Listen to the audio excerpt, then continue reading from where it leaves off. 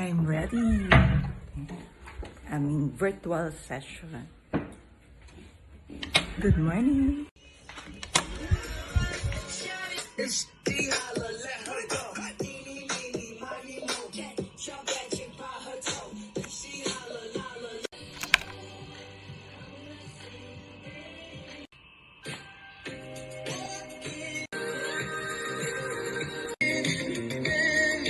Tony Miranda.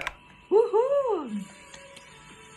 Good morning, everyone. Thank you, Kate, for that wonderful introduction. The upward spiral of work ethics, integrity, and profession. Acting with integrity means we based on strong and moral principles. Ng winning attitude.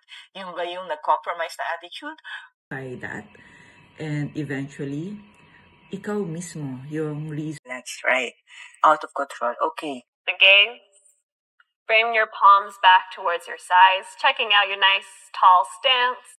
Those sa team nyo, happy ko may 10 sumagot sa inyo. Nalagay natin dito sa compute yung cost nung bakit tayo na a renewed you, na refreshed, a fighter, an overcomer. Field, or while you have your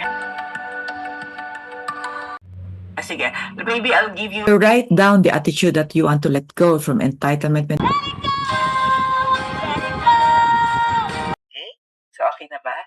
Mentality, lack of accountability, pessimism. Mas malawak yung awareness natin. We always wanted to have a different perspective. We wanted to see the objective. You can't count on that one, two.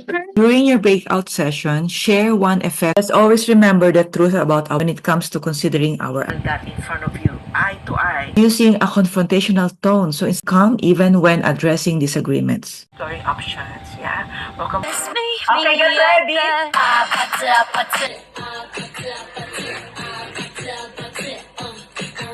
Your well-being, the being is actually your heart. Cultivate a growth of mindset, yearn for after learning about work ethics. Supposed to call her next, pero ayun, naunahan niya ako nag-fire.